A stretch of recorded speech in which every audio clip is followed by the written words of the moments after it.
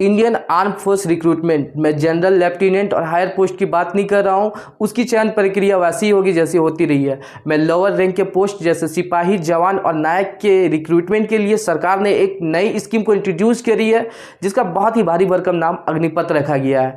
14 जून 2022 को सरकार ने इस स्कीम को अनाउंस किया है। इस स्कीम के अनाउंस किए कुछ दिन भी नहीं हुए कि भारत के युवाओं ने इसका जमकर विरोध करना शुरू कर दिया। बात इतनी बढ़ गई कि लोग अब सड़कों पर आके प्रोटेस्ट करने लगे हैं। इससे भी बात नहीं बनी तो भारत के लाइफलाइन कहे जाने वाली रेलवे संपत्ति को भी भारी नुकसान पहुंचाया है। लोग जा जाकर ट्रेनों में तोड़फोड़ कर रहे हैं और उसे आग के हवाले कर दिया जा रहा है। अब सबसे बड़ा सवाल कि अग्निपथ स्कीम इतना कंट्रोवर्सी क्यों है, लोग इसे लेकर नाराज क्यों हैं, आखिर क्या है अग्निपथ स्कीम और क्या है इसके फायदे नुकसान।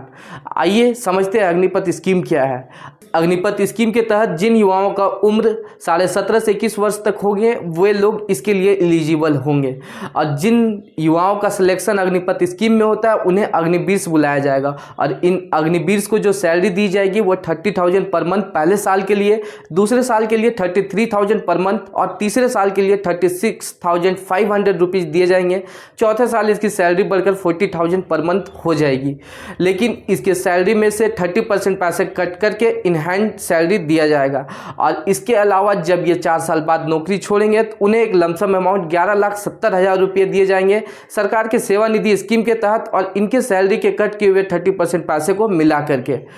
लेकिन रिक्रूट किए गए सोल्जर्स को 4 साल बाद ये नौकरी छोड़नी पड़ेगी। 25% सोल्जर्स को अगले 15 साल के लिए रिक्रूट किया जाएगा और ऑलमोस्ट 75% सोल्जर्स को ये नौकरी छोड़कर जानी पड़ेगी, और उन्हें सिर्फ एक अग्निवीर का सर्टिफिकेट दिया जाएगा। एग्जैक्टली यही सबसे बड़ा रीजन है इस स्कीम में, जिसके कारण लोग सड़कों पर उतर कर प्रोटेस्ट करने लगे हैं। इस प्रोटेस्ट को देखते हुए सरकार ने पहली बैच की रिक्वायरमेंट की जो एज लिमिट थी 17.5 से 21 वर्ष, उसे बढ़ाकर 21 से 23 साल तक कर दिया गया है। और पहली बैच की चयन प्रक्रिया 24 जून से स्टार्ट हो जाएगी। इसके अलावा सरकार ने एक इग्नू से MOU भी टाइप किया है और साइन किया है, जिसमें अग्निवीर इस स्कीम में ट्रेनिंग करते के साथ और जॉब और ड्यूटी करते के साथ अपने बैचलर की डिग्री भी ले सकते हैं। इसमें उन्हें 50% मार्क्स उसके ट्रेनिंग के होंगे और 50% मार्क्स उसके सब्जेक्ट्स के होंगे।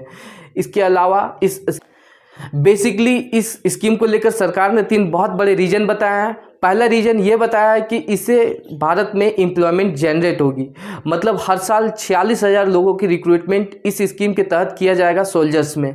लेकिन शॉर्ट टर्म में इसके भी काउंटर सवाल उठते हैं कि शॉर्ट टर्म में एम्प्लॉयमेंट जनरेट होंगे, लेकिन लॉन्ग टर्म में फिर तो वो बेरोजगार ही हो जाएंगे, क्योंकि सभी को पता है कि ये आर्मी या अग्निवीर वहाँ से निकलने के बाद फिर बेरोजगार हो जाएंगे। उन्हें सिर्फ एक ATM के बाहर गार्ड की नौकरी मिलेगी, बैंक के बाहर गार्ड की नौकरी मिलेगी, उसे कोई भी इंडस्ट्रियल या तो फिर टेक्निकल संस्था में नौकरी नहीं मिलेगी, क्योंकि उनके पास वैसा कोई डिग्री और स्किल नहीं होगी जिससे वो टेक्निकल संस्था में अपना जाके जॉब ले सकता है। वो जाके गार्ड की ही नौकरी कर सकती है। और दूसरा रीजन सरकार ने एज बैलेंस को लेकर के बताया है। आज के समय में एवरेज ऑफिसरों की एज 32 ईयर्स है, लेकिन इस स्कीम के लाने के बाद ज़्यादातर युवा आर्मी में रहेंगे और एवरेज एज जो 32 वर्ष है उससे घटकर कम हो जाएगी, क्योंकि आर्मी में ज़्यादा युवा लोगों से आर्मी बनेगी। लेकिन इसके भी काउंटर सवाल ये निकलते हैं कि आर्मी में जो सोल्जर्स होंगे वो ज़्यादातर अनएक्सपीरियंस्ड रहेंगे।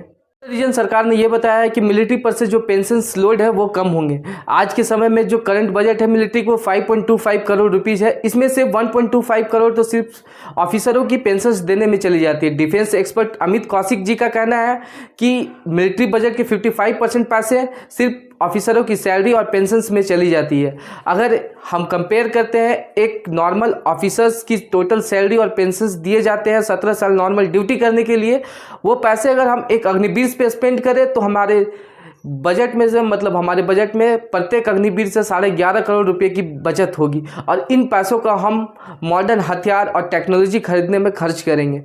इस पर भी जनता का काउंटर सवाल ये आता है कि अगर आपको पैसे ही बचाने हैं तो आप MP MLA के पेंशन से कट कर लेते, क्योंकि एक आदमी को अगर एमपी या एमएलए बनता है, एक दिन के लिए भी बनता है, तो उसे जीवन काल तक लाखों रुपए तक का पेंशन देना पड़ता है।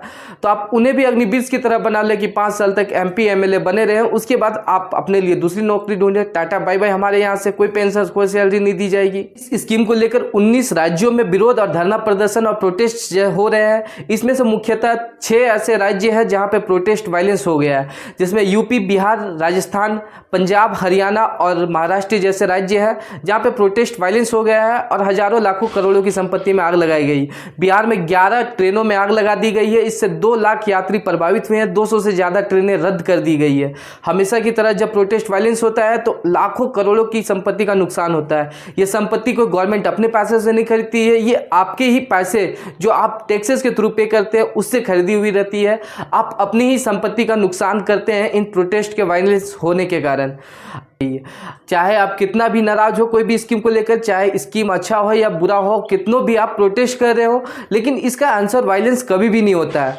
इन प्रोटेस्ट के वायलेंस होने के कारण हमेशा से हजारों और लाखों करोड़ों की संपत्ति का नुकसान होता है। जो युवा आज प्रोटेस्ट में हजारों लाखों करोड़ों की संपत्ति को आग लगा रहे हैं, मतलब ट्रेन को जला रहे हैं, क्या वो इंडियन आर्मी में जा करके ऐसे अपने देश को सेवा करना चाहते हैं, अपने ही देश में आग लगा करके? आशा करता हूँ दोस्तों आपको ये वीडियो इन्फॉर्मेटिव लगी होगी। चलिए मिलते हैं नेक्स्ट वीडियो पे। Thank you so much for watching guys.